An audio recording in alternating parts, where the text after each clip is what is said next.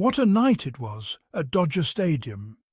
Under the dazzling California lights, amid the roar of baseball fans and the hum of anticipation for Game 4 of the 2025 World Series, there they were. Meghan Markle and Prince Harry taking their seats in the front row, smiling and soaking in the energy of America's favourite pastime. The Duke and Duchess of Sussex looked every bit the relaxed, confident couple, not royals on duty, not targets of media scrutiny, but simply two people enjoying a night out in Meghan's hometown.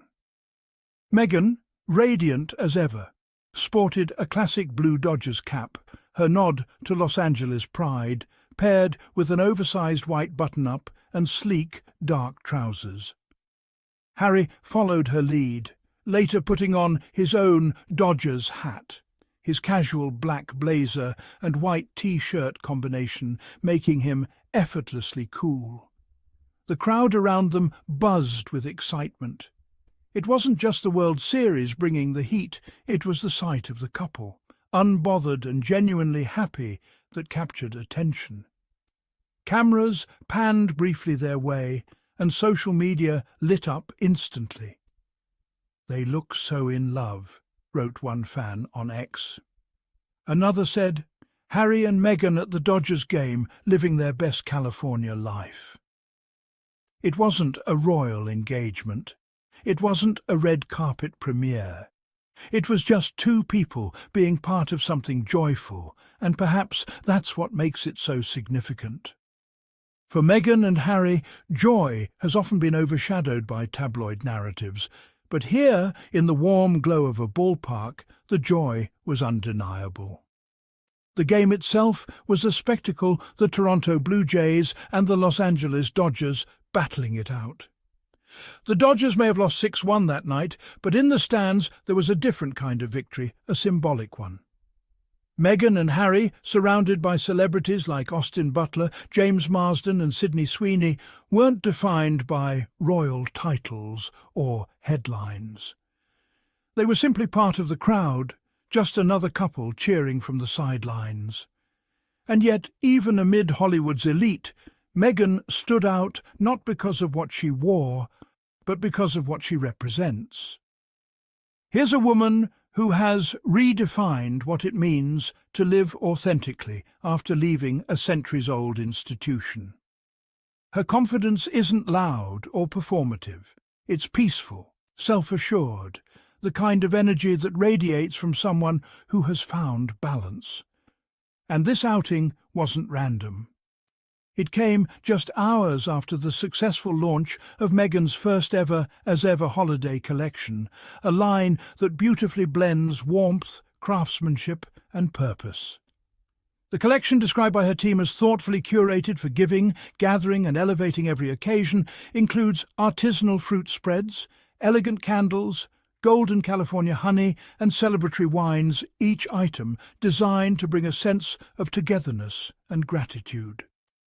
It's the kind of holiday offering that feels personal, not a corporate product drop, but a reflection of who Meghan is. She's a woman who values the small details, the scent of a hand-poured candle, the taste of local honey, the story behind an object. And the nods to Harry, Archie and Lilibet within the collection make it even more heartfelt. It's family-oriented, sentimental and deeply authentic. So, imagine this. A day that began with Meghan unveiling her holiday collection, something that clearly meant a lot to her, ending with a night at the World Series, celebrating, relaxing, and just enjoying life. It was a poetic balance of work and play. For all the criticism she has faced over the years, accusations of being too ambitious, too controlling, too polished, what we saw that night was a woman at ease. Meghan wasn't performing for the cameras. She was living her truth.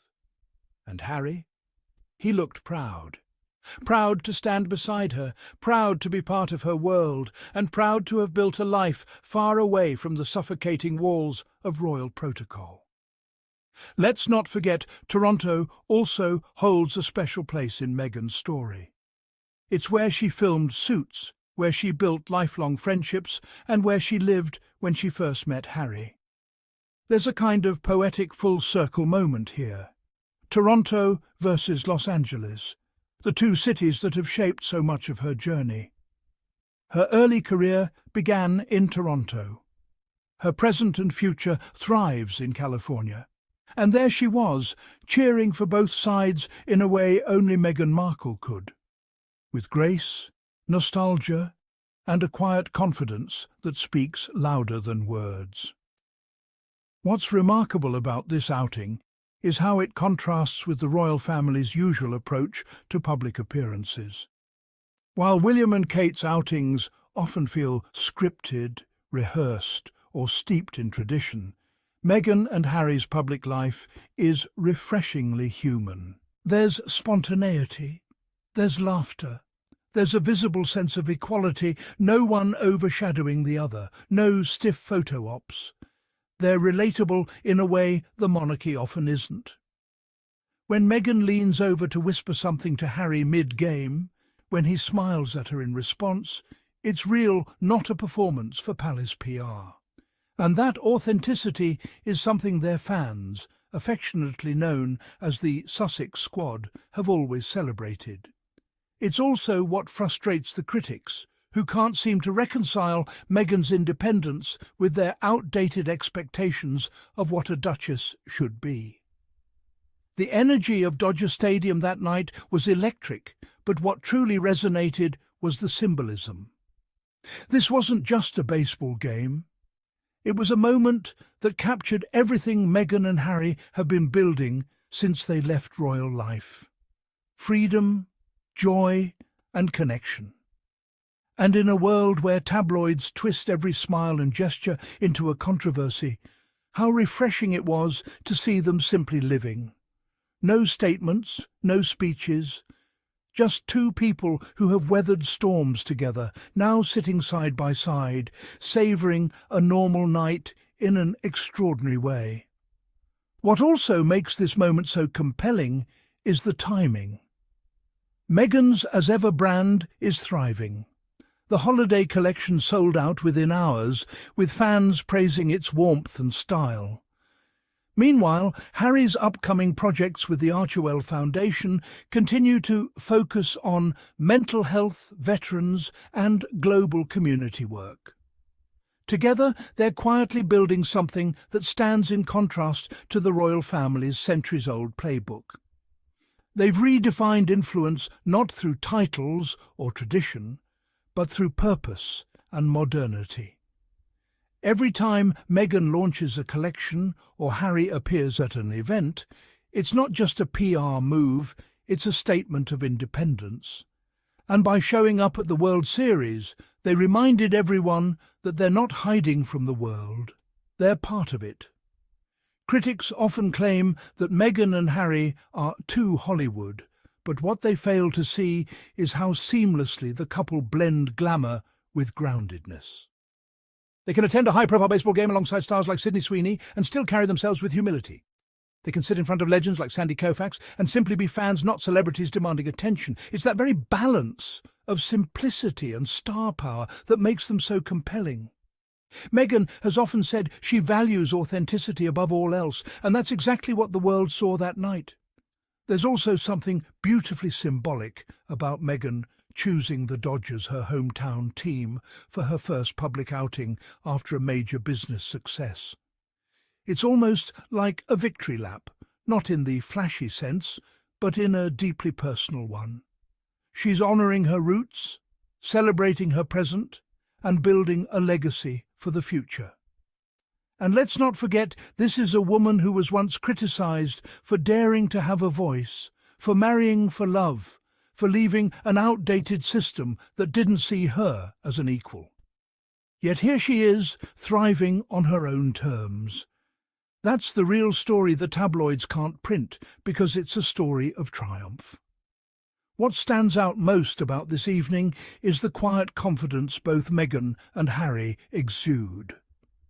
They've spent years defending themselves, explaining themselves, and justifying their choices to a world that often refused to listen. But now there's a shift. They're no longer asking for permission or validation. They're simply being. There's power in that silence, in the decision to show up, to be present, and to let their happiness speak for itself. The photographs from that night tell 1,000 stories, but the most important one is this: they've made it through, together, stronger than ever. And they're not just surviving, they're thriving. This appearance at Dodger Stadium wasn't about making headlines or stealing the spotlight. It was about normalcy, about finding joy in the everyday moments that make life worth living. And in a world obsessed with drama and spectacle, that kind of simplicity is revolutionary. As the crowd cheered and the lights dimmed over Dodger Stadium, Meghan and Harry's smiles said it all. They've built a life of balanced family, work and joy, all coexisting beautifully. They may not wear crowns or wave from palace balconies, but in that simple shining moment under the stars of Los Angeles, they looked like something far more powerful. Two people who chose love, freedom and happiness over everything else. And that, perhaps, is the most royal thing of all.